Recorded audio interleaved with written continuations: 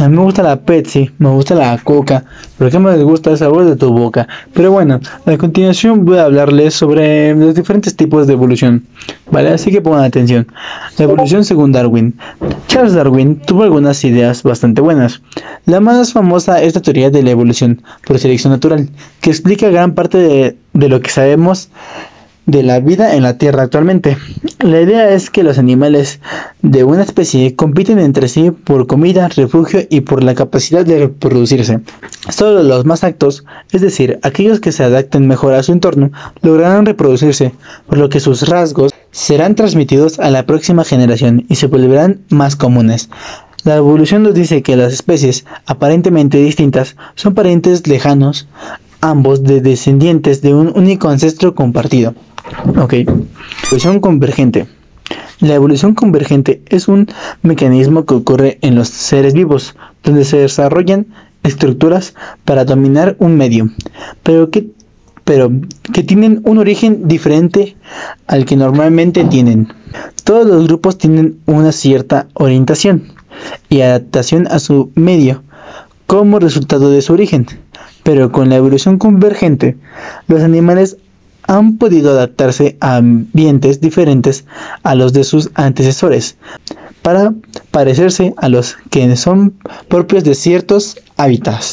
Los caracteres que se generan por evolución convergente son llamados estructuras análogas. ¿Por qué son análogas? A estas estructuras de otros grupos, dichos caracteres se formarán por modificaciones a diferentes niveles, por ejemplo a nivel genético o a nivel molecular. La evolución convergente puede ocurrir por diferentes causas, entre las que encontramos condiciones similares en el entorno. Los organismos que tienen estructuras análogas y que no están filogenéticamente emparentados las desarrollarán para poder desarrollarse en un hábitat determinado. Nicho compartido. Cuando dos especies se adaptan a un nicho particular, aunque tengan orígenes diferentes, recordemos que un nicho es un papel que juega un organismo en un ecosistema. Ok. Ahora, evolución paralela.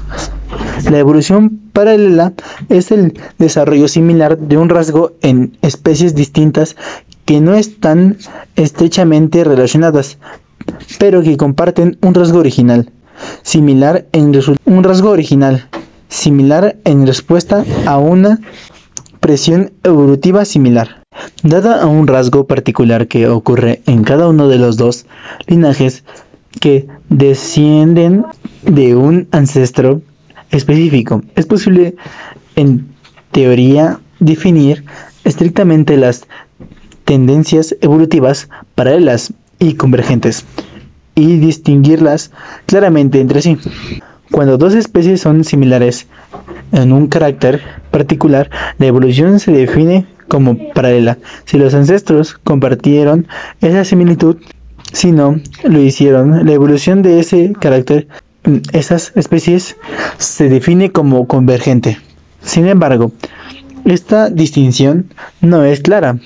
Por un lado, las condiciones establecidas son en parte una cuestión de grado. Todos los organismos comparten ancestros comunes más o menos recientes. En biología evolutiva, la cuestión de cuánto tiempo atrás buscar antepasados similares y cuán similares deben ser esos antepasados para que uno considere que ha tenido lugar una evolución paralela. No siempre se puede resolver. La evolución divergente es el proceso por el que poblaciones relacionadas entre sí y de una misma especie se aíslan tanto que terminan siendo muy diferentes entre ellos. Puede ocurrir en una población o solamente en un fragmento de ella. Es importante hacer énfasis en que la evolución divergente siempre tiene que haber una especie en común de la que las demás partan.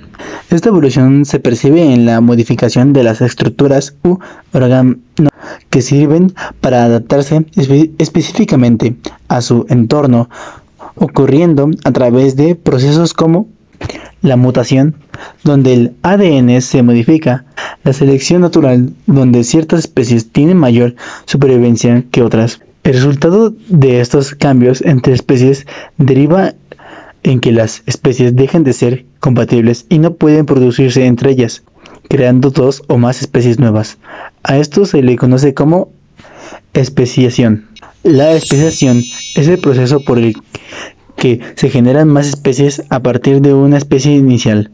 Esto ocurre cuando se presentan ramificaciones en los árboles genéticos de los organismos, es decir, cuando se generan nuevas especies a partir de una inicial. Este proceso sucede por dos causas principales, o dicho de otra manera, existen dos mecanismos de especiación distintos. Aislamiento reproductivo. Por obstáculos reproductivos, los organismos comienzan a desarrollar diferencias que con el paso del tiempo les imposibilita la reproducción entre ellas. Hibridación. Cuando no hay una barrera también puede haber especiación. Aquí hay reproducciones entre diferentes especies, pero que son compatibles reproductivamente. Es más común que ocurra en plantas que en animales, cuando de medios naturales se trata. Especiación alopática. Se refiere a la división geográfica que provoca que se generen especies. Las condiciones opuestas que genera tal división conducen a que se generen cambios entre ambos organismos que no permitan que se reproduzcan entre sí. La división puede ser por distancias o por barreras geográficas.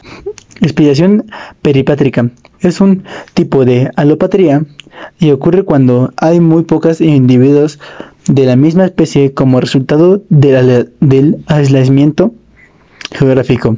Pequeñas variaciones genéticas en estos pocos individuos se perpetúan y forman otras especies. Especiación parapátrica. Aquí no hay aislamiento y hay poblaciones continuas, pero sí hay diferenciación porque la reproducción no es aleatoria. Pueden reproducirse entre sí, pero tienen caracteres diferentes que eventualmente llevarán a la separación en dos linajes. Especiación simpátrica. Ocurre cuando organismos de una misma especie exploran nuevos nichos. Esto reduce el flujo genético y crea nuevas especies. Esto ocurre en muy pocas ocasiones. Bueno, eso es todo. Me despido y adiós.